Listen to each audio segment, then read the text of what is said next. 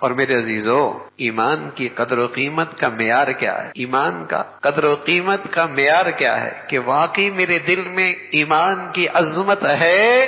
اس کا معیار کیا ہے؟ فرمایا فَمَن يَكْفُرْ بِالطَّاغُوتِ وَيُؤْمِن بِاللَّهِ فَقَدِ اسْتَمْسَكَ بِالْعُرْوَةِ الْوُثْقَىٰ۔ جب تک کفر سے اور کفریہ زندگی سے، کفریہ طور طریقوں سے، کفریہ عقائد اور نظریات سے نفرت نہیں ہوگی، اس وقت تک ایمان نہیں ہوگا۔ فَمَن يَكْفُرْ بِالطَّاغُوتِ وَيُؤْمِن بِاللَّهِ، ایمان بعد میں، پہلے کفر سے نفرت ضروری ہے، کفر کے طور طریقے سے نفرت ضروری ہے، ایمان بعد میں ہے۔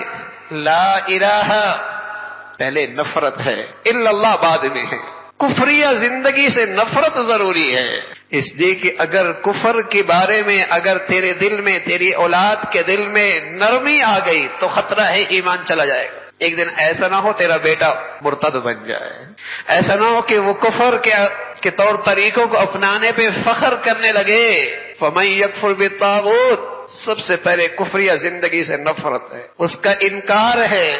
اگلی بات ہے وَيُؤْمِن بِاللَّهِ، پھر ایمان ہے۔ فَقَدِ اسْتَمْسَكَ بِالْعُرْوَةِ الْوُثْقَىٰ، جس نے ایسا کر لیا، اس نے واقعی ایک مضبوط کڑے کی پناہ لے لی، واقعی اس نے ایک مضبوط کڑے کی پناہ لے لی، جس نے مضبوط کڑا پکڑ لیا جو اسے ہر خطرے اور ہلاکت سے محفوظ رکھے۔ لیکن شرط کیا ہے کہ واقعی دل و دماغ میں ایمان کی عظمت، ایمان کی اہمیت ہے، کفر کی زندگی سے نفرت ہو، کفر کی زندگی سے نفرت ہو۔ پہلے کفر کی تعریفیں زبان پہ آتی ہیں، کفریہ طور طریقوں کی تعریفیں زبان پہ آتی ہیں، پھر ایک وقت آتا ہے اسلام بھی زندگیوں سے نکل جاتا ہے، اسلام بھی ایک زندگی سے نکل جاتا ہے۔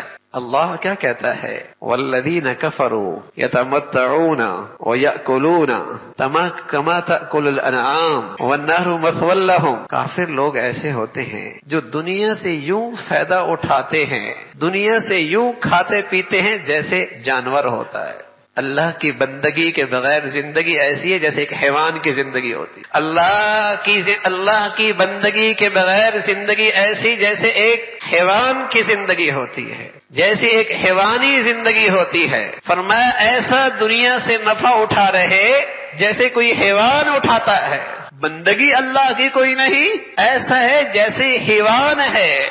اولئک ھم شر البریہ، اولئک ھم شر البریہ، روئے زمین پہ بدترین مخلوق ہے جس کے جینے مرنے کا مقصد صرف دنیا سے فائدہ اٹھانا ہے، جس کے جینے مرنے کا مقصد صرف دنیا سے نفع اٹھانا ہے، روئے زمین کی بدترین مخلوق ہے۔ اپنی اولاد پہ نظر رکھو، اپنی نئی نسل پہ نظر رکھو کہ ایمان اور اللہ کی فرما برداری کی قدر و قیمت ان کی زندگی میں کتنی ہے، کس سطح پہ میرے بچے کھڑے ہیں، میری اولاد کس سطح پہ کھڑی ہے۔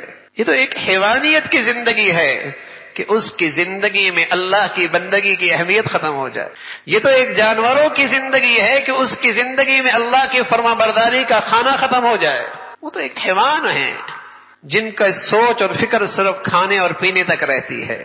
ایک مسلمان کی زندگی، اس کا اول آخر جینا مرنا صرف اس پر ہے کہ اللہ کے فرما برداری پہ جینا ہو، اس پہ موت آ جائے۔